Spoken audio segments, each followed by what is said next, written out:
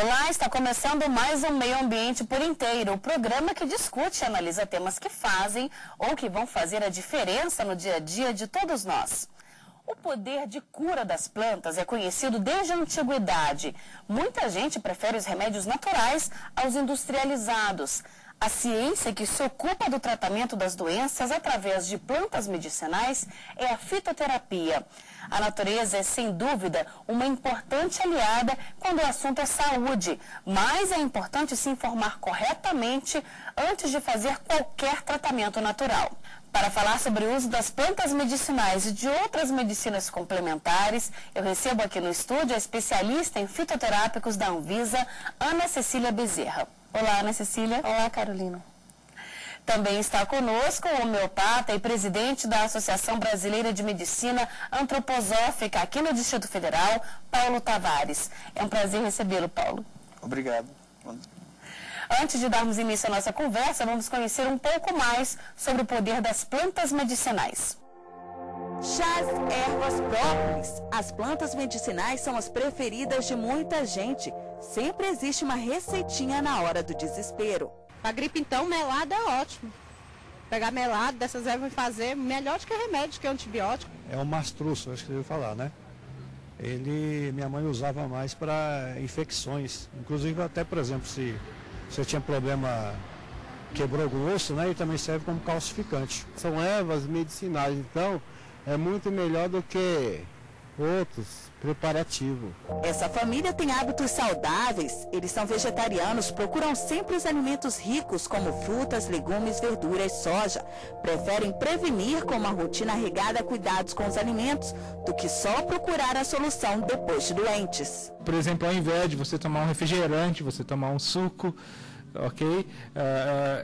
Ao invés de você ir num fast food, você ir num restaurante natural, né? Comer mais saladas, comer mais coisas cruas durante o dia, comer mais frutas coloridas, tomar sucos. O escritor Alexandre tem esse estilo de vida desde a adolescência e passou para os 2 filhos. Eles ficam eventualmente doentes, mas quando isso acontece, já sabe o que tomar para passar a dor. Começa tomando chá de guaco, um chá de boldo, aí a gente vai vendo se melhora. Você pode utilizar muitas plantas, chás, ao invés de usar remédios. Em busca da cura ou de um alívio para uma dor, muita gente procura os raizeiros. Eles costumam ficar espalhados em barracas, em feiras ou nas ruas como essa aqui. Seu Valdemar trabalha com isso há 20 anos, aprendeu com o pai lá no Piauí. Seu Valdemar, você sabe o que é bom para qualquer doença? Qualquer tipo de doença. Inflamação de útero, ovário, corrimento, dor de cabeça, dor de barriga, gastrose, bursite, impotência, dor de cabeça, enxaqueca, sinusite, bronquite. Além de comprar as plantas, o cliente também aprende massagens e receitas de sucos e chás. Tudo isso você pega um pedacinho, machuca, um dedo de água, machuca e toma. Ferve não. Ferve não, só machucar, mexer e tomar. Remédio não é legal, né? Então eu prefiro os remédios assim naturais. Ana Cecília, o poder de cura dessas plantas, ele é realmente comprovado? Olha, depende da planta que você está falando. Todas as plantas medicinais precisam ser estudadas e comprovadas antes de serem utilizadas. Não é porque é uma planta medicinal que ela é isenta de riscos. Então, tem que avaliar, levar para o laboratório e comprovar se ela é realmente segura e eficaz. Existem várias plantas brasileiras que já são comprovadas. Então, a população tem que conhecer e avaliar esses estudos antes de utilizar a planta medicinal. Existe um decreto que regulamenta a fitoterapia aqui no país? Existe o decreto que implantou a Política Nacional de Plantas Medicinais e Fitoterápicos, que foi publicado em 2006. Do que esse decreto trata especificamente, além de regulamentar a fitoterapia?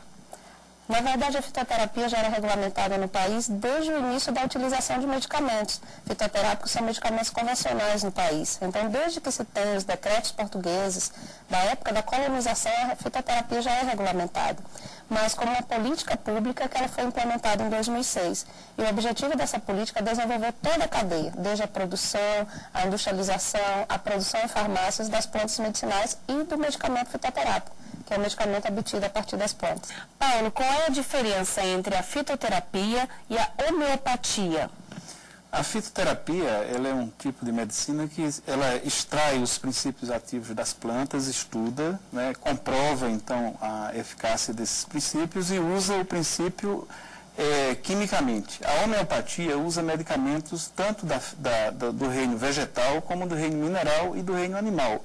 E a característica maior é que os medicamentos são diluídos e dinamizados. Então as doses homeopáticas são infinitesimais. Não se trata de um processo de usar o princípio ativo da planta quimicamente, mas senão que ele é bastante diluído e que ele tem um efeito muito mais sutil do que a fitoterapia em termos de presença química do medicamento em si. Por isso, então, que os resultados com a fitoterapia, eles já são vistos logo no começo, que a pessoa começa a usar o medicamento, é isso? O uso da fitoterapia se baseia na química e física. Então, digamos, é um medicamento, poderíamos falar de cunho quase alopático. Então, você usa o medicamento, você sabe o que está acontecendo quimicamente com aquela substância que você ingeriu, usou no medicamento, né?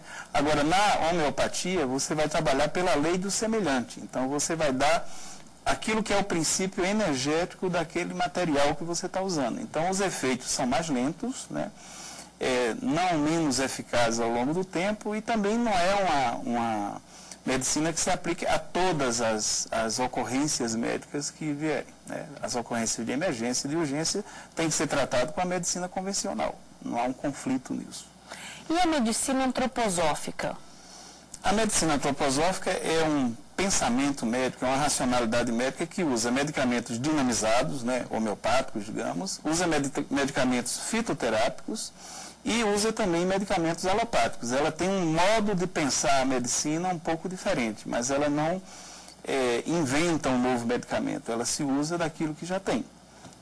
Ana Cecília, quais são os benefícios dos medicamentos fitoterápicos? Nós podemos esperar dos medicamentos fitoterápicos o mesmo efeito que qualquer outro medicamento que seja utilizado no país. Como já foi comentado, eles seguem os mesmos princípios da medicina convencional. Então, sempre que você tenha, por exemplo, uma dor de cabeça, você vai tomar um medicamento que vai agir contra a dor de cabeça. E para isso, para cada uma dessas indicações, já temos diversas plantas estudadas e diversos medicamentos registrados, tanto no Brasil quanto no mundo. Bom, mas ele é menos nocivo para o ser humano do que um medicamento comum? Depende. Tudo depende da planta que você está estudando e da planta que você está registrando. Nós temos plantas que são altamente tóxicas e essas plantas não podem ser utilizadas. Algumas plantas, sim, por agirem por meio de um fitocomplexo de várias substâncias ao mesmo tempo, podem ser menos perigosas ou danosas do que o medicamento sintético, mas para outras não, funciona da mesma forma, então tem-se que ter cuidado com qualquer fitoterápico que se está utilizando. Faz parte da cultura do nosso país, a pessoa sempre tem um remedinho caseiro, uma coisinha aqui, uma erva ali, isso é realmente perigoso, não é? Com certeza.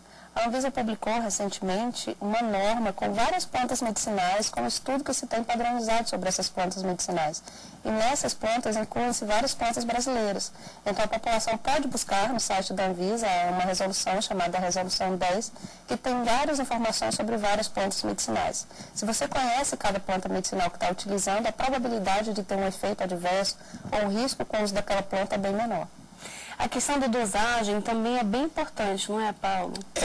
Na fitoterapia a dosagem é muito importante, porque você passando de certa dosagem, você vai para a toxicidade. O armazenamento, né, essa coisa caseira, você guardar um chá, isso pode mofar, o fungo que der nesse chá pode ser nocivo, então existe uma série de cuidados. Na medicina homeopática, essa questão da dosagem, ela é menos grave, porque a medicina homeopática já dilui demais os seus medicamentos. Então, agora, não existe nenhum medicamento isento de efeitos nocivos, porque se ele é um medicamento e atua curando doença, ele também pode causar um efeito nocivo.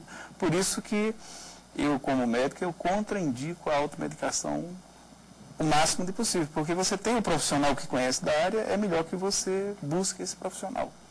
E Paulo, quando é que essa medicina antroposófica surgiu no mundo? A medicina antroposófica surge no final do século XIX, na Áustria. Ela faz parte de um movimento antroposófico, que é uma coisa maior. Ela não é uma medicina diferente, né? São médicos que têm um pensamento antroposófico, que veio o ser humano como uma questão física, vital, anímica e da própria identidade, né, que a gente chamaria de espiritual, não no sentido religioso, mas cada ser humano é único. Então a gente trabalha nessa dinâmica. E ela é indicada para que tipo de tratamento? Ela é indicada para qualquer tratamento clínico, né, que não seja cirúrgico, né, ela não é atuante nas emergências e nas urgências com grandes riscos, né. Essa medicina é feita em consultórios particulares e também na rede pública. Agora, ela vai ser um atendimento de primeira instância, quer dizer, de atendimento básico. Ela não se trata de um atendimento hospitalar ou de um atendimento de um nível mais elevado. Tá? Bom, a gente vai continuar conversando sobre esse assunto, mas antes vamos para um breve intervalo e daqui a pouco estamos de volta com mais Meio Ambiente por Inteiro. Até já!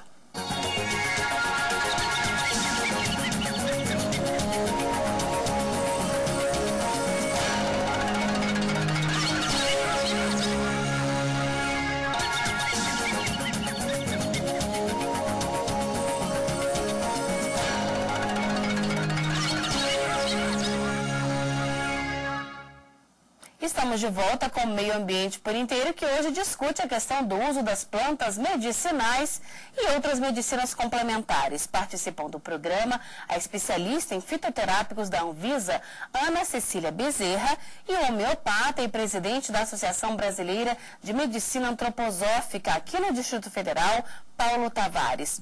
Ana Cecília, existem vários tipos de medicamentos fitoterápicos, ou seja, industrializados, aqueles que vendem nas farmácias de manipulação. Fala um pouquinho sobre isso. Isso, você pode obter a utilização de plantas medicinais de várias formas. A primeira é o uso tradicional, que não é regulamentado. Cada pessoa tem a sua horta, ou obtém a partir de um fornecedor que tem que ser qualificado. Você não pode comprar planta medicinal de raizeiro no meio da rua, que você não saiba a origem e o controle daquilo ali, porque a planta pode estar cheia de fungos, de bactérias, de metais pesados quando está próxima de uma estrada.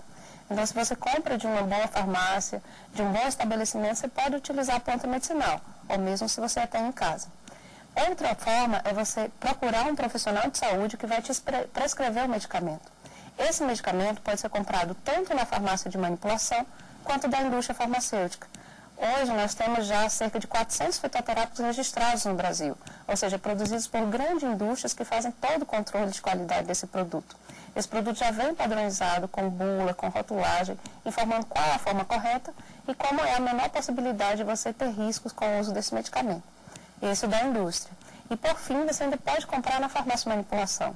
Desde que você tenha uma receita do profissional prescritor, você vai até a farmácia e pode pedir que seja manipulado também o medicamento fitoterápico. Então, existem todas essas formas para que a pessoa possa utilizar o fitoterápico hoje. E a Anvisa, ela faz uma fiscalização rigorosa também com relação a esses medicamentos? Sim, a Anvisa fiscaliza toda a cadeia regulamentada, ou seja, a Anvisa só não fiscaliza o uso tradicional. Mas a farmácia de manipulação ela é autorizada pela Anvisa, tem profissionais que são autorizados pelo Conselho de Classe e todo o processo de produção também é fiscalizado pela Anvisa. Da mesma forma, a indústria farmacêutica tem uma autorização de funcionamento e também cada medicamento que é colocado no mercado é previamente analisado e autorizado pela Anvisa. Além disso, temos as ações de fiscalização, que vão ao mercado e fiscalizam se os produtos que estão sendo vendidos nas farmácias e nas drogarias são de boa qualidade. Agora, Paulo, a Ana Cecília falou uma coisa importante. Tem muita gente que cultiva essas plantas em casa. Quais são os cuidados que devem ser tomados? Olha, eu acho bacana fazer a diferenciação entre o que é remédio e o que é medicamento. Né? Uhum. Qualquer atitude que ajude um ser humano em sofrimento é um remédio. Então, assim, se alguém está com uma cólica e alguém vai no quintal e tem um pé de hortelã e faz um chá, isso é um remédio. Agora, quando se trata de medicamento, então tem regulamentações, tem critérios. Né? A questão maior é que nós viemos de um país que tem uma tradição de autotratamento, né, e dessa questão da fitoterapia ser manuseada por leigos. Então, o fato de você ter uma plantinha em casa e fazer um chá de vez em quando, isso não se trata de uma questão medicamentosa ou de tratamento. Isso é um remédio, isso qualquer um pode fazer. Existe consagradamente algumas plantas e alguns chás que já são conhecidos de todo mundo, que normalmente podem ser usados como digestivos, tomar um chá de hortelã depois do almoço, um chá de boldo, isso não vai fazer mal a ninguém, desde que o produto seja fresco, você conheça a procedência. Outra coisa é um tratamento. Um tratamento envolve um profissional, ou um nutricionista, ou um médico, ou alguém habilitado a conduzir esse tratamento do começo até o fim.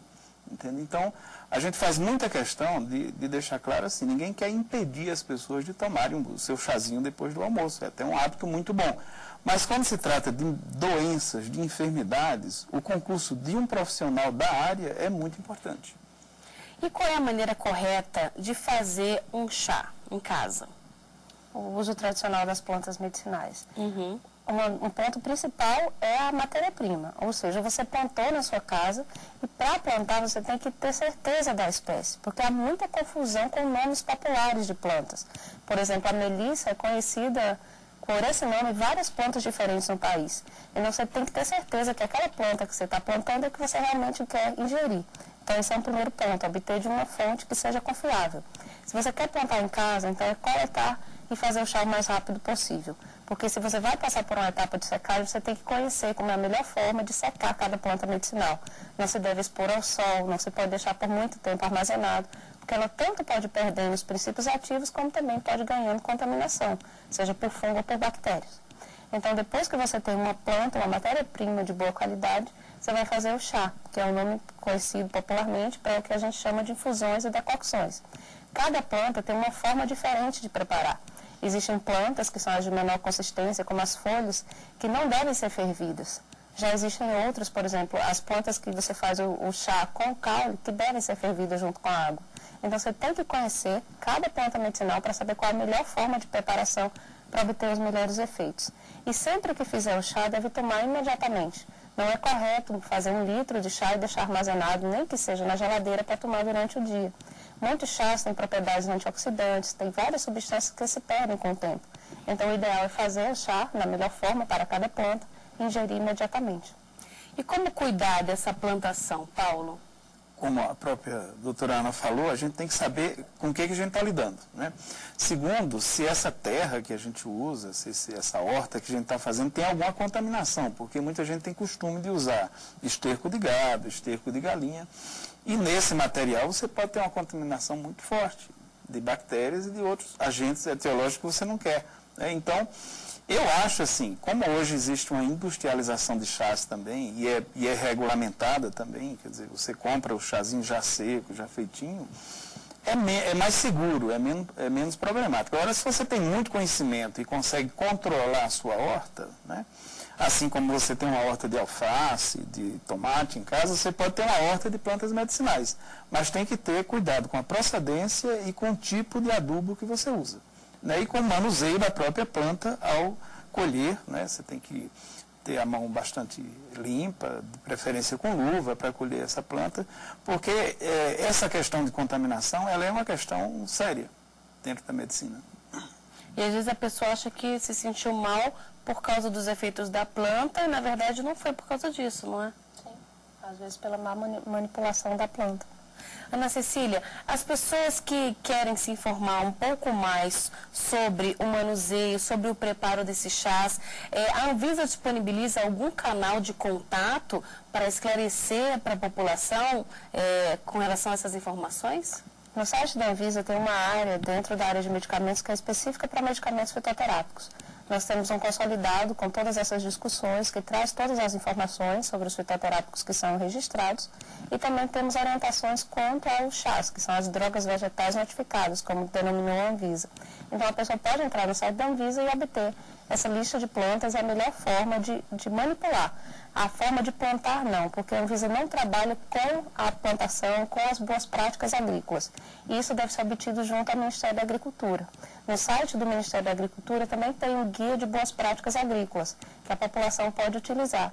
A população também pode procurar na internet, porque já existem guias para cada planta. Então, como é a melhor forma de plantar, de coletar e de preparar cada planta medicinal. E é importante isso, que ela busque o conhecimento sobre cada planta que está usando, de modo que tenha bons efeitos terapêuticos e que não tenha contaminações ou efeitos adversos.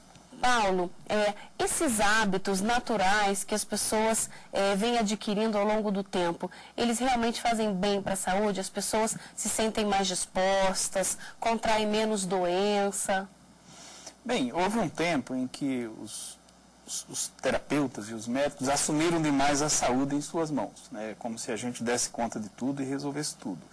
Hoje em dia é muito sabido que assim, a gente precisa da participação do cliente para que a saúde dele possa ser fomentada. Então, hábitos saudáveis de alimentação, hábitos saudáveis de higiene pessoal, hábitos saudáveis de práticas de exercício físico, eles são muito bem-vindos por todo médico, porque isso é o fundamento da saúde. Eu sempre penso que curar uma pessoa é educá-la, né?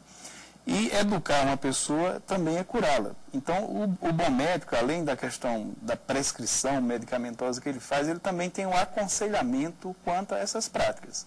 É claro que cada pessoa tem a sua própria dinâmica. Nem todo mundo vai viver sem carne, nem todo mundo vai viver fazendo exercício X ou Y. Cada um tem que procurar o seu equilíbrio pessoal e ir discutindo isso com o seu médico e com seus terapeutas para chegar a uma coisa individualizada. Agora, Ana, as pessoas que querem fazer uso desses medicamentos já podem fazer uso, inclusive, de graça, não é? Isso.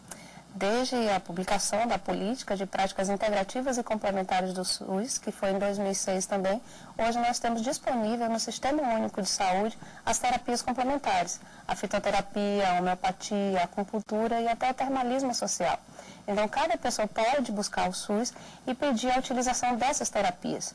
E já temos, inclusive, medicamentos fitoterápicos disponíveis para distribuição no SUS. Essa questão da acupuntura é muito curiosa mesmo. Até isso a gente agora pode encontrar de graça na rede pública de saúde. Sim, todas essas práticas chamadas de integrativas e complementares já estão disponibilizadas pelo SUS, né, em algumas regiões do país, não em todas.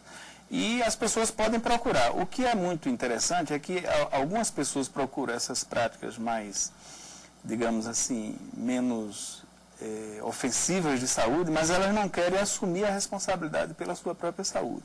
Quando você busca uma prática complementar de saúde, você também tem que assumir a sua parte. Não adianta eu fazer homeopatia ou fitoterapia e continuar com hábitos de bebida demais, cigarro, sedentarismo, que isso não vai funcionar. Entende? Nem com alopatia, nem com homeopatia, nem com antroposofia, nem com acupuntura. É preciso que o próprio paciente assuma também a sua parte no tratamento. E isso agora, com essa ampliação na rede do SUS, é uma coisa que está aberta a toda a população. Ana, e sempre tomar cuidado com todo medicamento que for ingerir, não é? Isso, tanto faz se é medicamento homeopático, antroposófico, medicamento sintético. Qualquer medicamento pode trazer um risco. As medicinas complementares, elas são reconhecidas, são incentivadas pela Organização Mundial de Saúde no Brasil e no mundo. Que bom que o Brasil está assumindo isso, está difundindo essa cultura e que a população passe a conhecer, passe a estudar, de modo que utilize esses medicamentos da melhor forma possível. Muito obrigada pela presença de vocês aqui no nosso programa. Obrigado. Obrigada a você. E nós ficamos por aqui, mas na semana que vem temos um novo encontro em mais um Meio Ambiente por Inteiro. Muito obrigada pela sua companhia e até a próxima. Tchau.